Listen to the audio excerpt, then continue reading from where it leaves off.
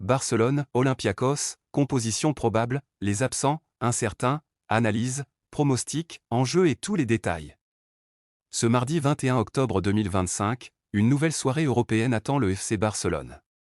Pour le compte de la troisième journée de la phase de groupe de la Ligue des Champions, les hommes d'Hansi Flick recevront l'Olympiakos, formation grecque dirigée par José Luis Mendilibar.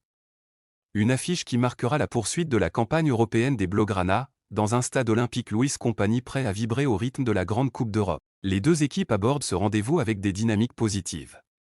Le FC Barcelone reste sur une victoire importante en championnat d'Espagne, acquise le week-end dernier lors de la 9e journée face à Girona, 2-1, devant son public. Un succès qui a conforté la bonne série des Catalans sur la scène nationale.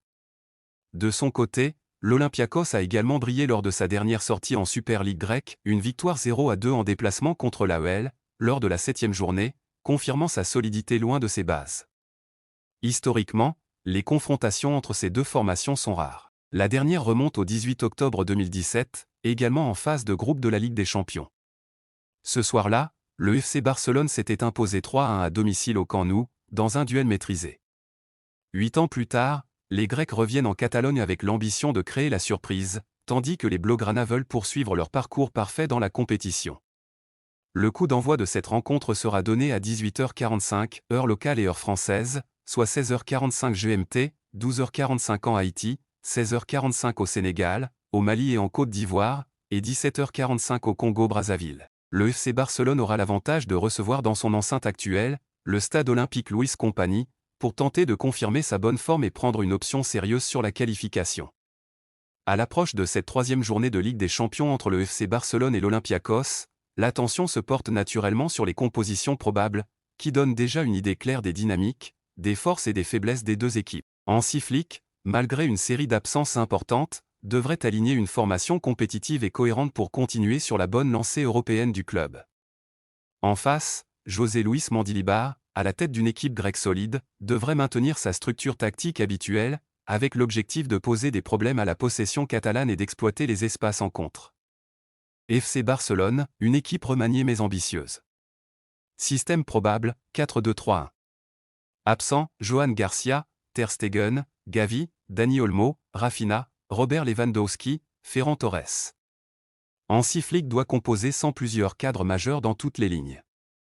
En défense, l'absence des deux gardiens principaux, Ter Stegen et Johan Garcia, oblige le technicien allemand à titulariser Wojciech Szczęsny dans les buts. Recruté l'été dernier pour renforcer la profondeur à ce poste, le Polonais va connaître une soirée importante au stade olympique Louis Compagnie. Son expérience en Ligue des Champions avec la Juventus pourrait s'avérer précieuse pour sécuriser l'arrière-garde barcelonaise. Défense. La ligne défensive reste globalement stable malgré les absences offensives. À droite, Jules Koundé est attendu pour occuper son rôle d'arrière latéral, apportant à la fois rigueur défensive et relance propre dans la première phase de construction. En charnière centrale, Pau Cubarsí et Eric Garcia devraient former le duo axial. Le jeune Cubarsí, toujours impressionnant par sa maturité et sa lecture du jeu, sera une pièce maîtresse pour la relance courte, tandis qu'Eric Garcia apportera son calme et sa vision dans les transitions défensives. À gauche, Alejandro Balde retrouvera son couloir de prédilection, où sa vitesse et sa capacité à déborder seront des atouts majeurs pour étirer le bloc grec. Milieu de terrain. La double sentinelle sera composée de Pedri et Frenkie de Jong, deux joueurs au profil complémentaire. Pedri, souvent positionné plus haut ces derniers mois, devrait ici reculer pour former une base de jeu avec Frenkie. Le premier distribuera le ballon entre les lignes avec sa précision caractéristique, tandis que le second dictera le tempo et assurera les premières relances sous pression. Cette paire devra également surveiller de près les projections des milieux grecs, notamment Scipioni et Eze, capables de se montrer agressifs dans la récupération. Ligne offensive. Ligne très jeune et dynamique. À droite, Lamine Yamal incarne la créativité pure. À seulement 18 ans, l'ailier espagnol continue de s'affirmer comme l'un des joyaux du club. Ses dribbles, sa capacité à créer des décalages en 1 contre 1 et sa justesse dans le dernier geste seront essentiels pour ouvrir la défense compacte de l'Olympiakos. Dans l'axe, Ronny Bargi devrait être titularisé en numéro 10. Le jeune talent scandinave est en train de s'intégrer progressivement au collectif Blaugrana, et son rôle entre les lignes pourrait être déterminant pour faire le lien entre le double pivot et l'attaque. Sur l'aile gauche, Fermin Lopez sera chargé d'apporter de la percussion et des courses vers la surface. Ce repositionnement de Fermin en ailier gauche s'explique par les blessures conjuguées de Dani Olmo, Rafinha, Ferran Torres et Lewandowski, ce qui pousse Flick à miser sur sa polyvalence.